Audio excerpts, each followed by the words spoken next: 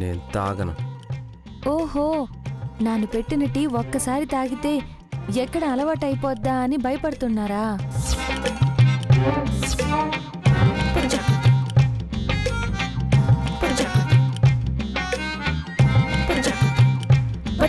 లక్ష్మి, ఇది టీలా లేదు. చెప్పాను కదా నానమ్మ, చండాలంగా ఉంటుందని. చండాలంగా కాదురా, అమృతంలా ఉంది.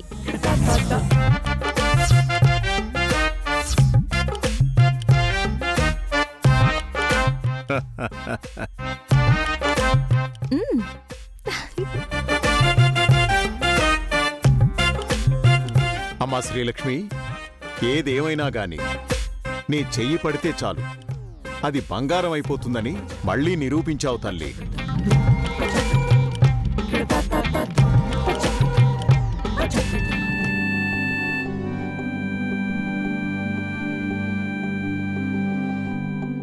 లక్ష్మి, అటెక్కడికమ్మా? సెక్యూరిటీ అన్నకి టీ ఇచ్చొస్తాను.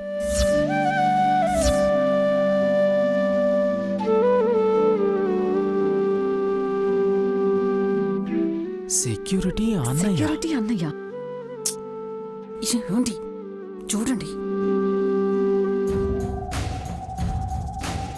ఇందిరమ్మ గారు, ఇందిరమ్మ గారు.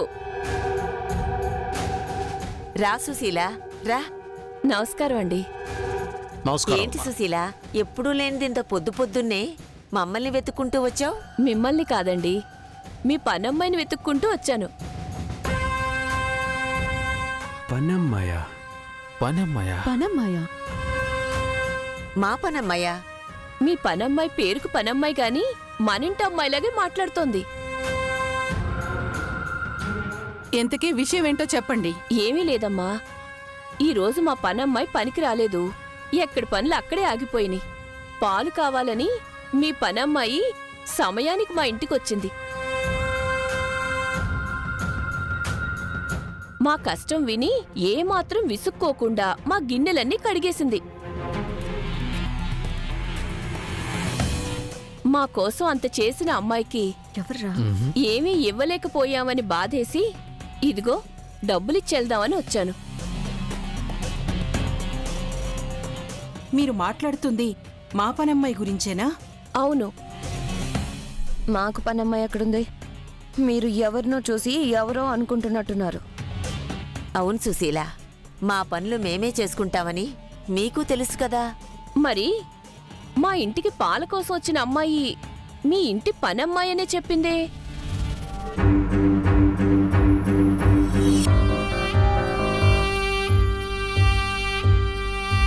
ఆ పనమ్మాయి ఎవరు?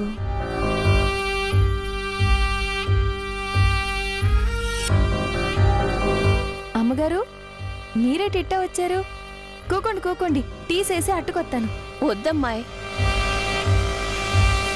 ఇందిరమ్మ గారు, నేను చెప్తుంది ఈ అమ్మాయి గురించే.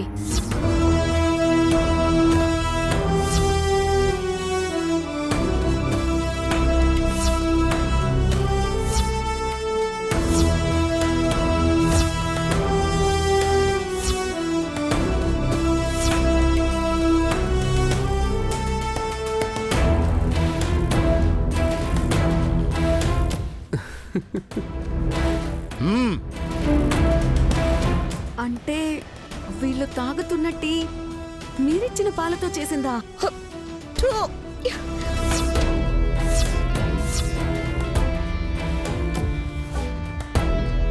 ఏంటి, వాళ్ళిచ్చిన పాలతో టీ చేసావా? అందులో తప్పే ఉంది. ఇరుగు పొరుగు అన్నాక ఆ మాత్రం ఇచ్చిపుచ్చుకోవా? మీరెలాగూ కలవను కూడా కలవరు. ఈ అమ్మాయి మాత్రం అందరితో భలే కలిసిపోతుంది.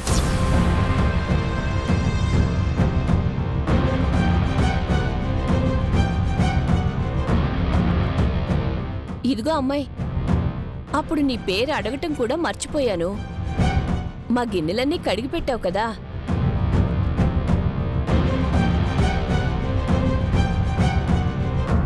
మాకంత పనిచేసి పెట్టి నిన్ను ఒట్టి చేతులతో పంపించేశావన్న బాధ నన్నిక్కడి వరకు తీసుకొచ్చింది.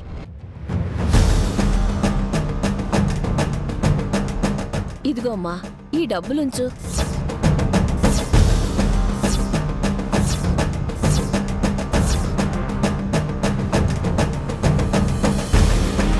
అయ్యో పర్లేదండి, ఉంచు. ఇట్లాంటి పనులు మా ఊళ్ళో చాలా మందికి చేసి పెడతాను.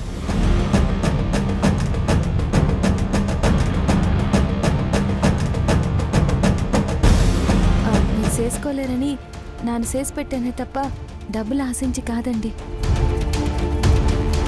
అంతేకాదు, మా శ్రీలక్ష్మి విషయంలో మీరు పొరపాటు పడ్డారు. ఈ శ్రీలక్ష్మి ఈ ఇంటి పని మనిషి కాదు, ఈ ఇంటి మనిషి. అవునా? ఈ ఇంటి కోడలు. అవునా?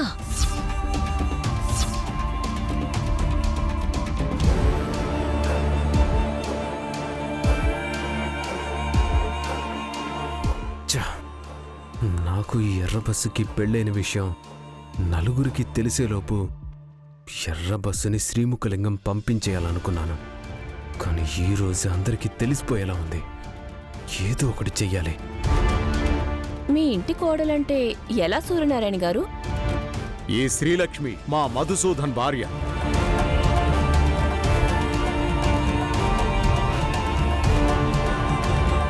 అదేంటండి, పక్కింటి వాళ్ళకు కూడా చెప్పకుండా పెళ్లి చేసేశారు?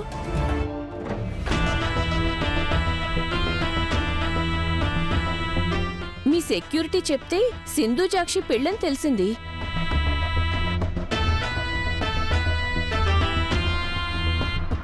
ఇప్పుడు మీ మధుసూదన్కి పెళ్ళైపోయింది అని చెప్తున్నారు. అస్సలు నమ్మశక్యంగా లేదండి.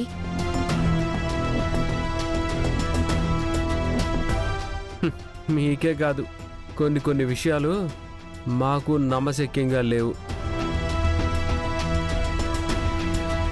మీరు వచ్చిన పని చూసుకొని బయలుదేరండి. మధుసూదన్, నన్ను క్షమించమ్మా. నీ వేషం భాష చూసి పనమ్మాయి అనుకున్నాను. గిన్నెలు కడగమని అడిగినప్పుడైనా నువ్వొక మాట చెప్పాల్సింది కదమ్మా.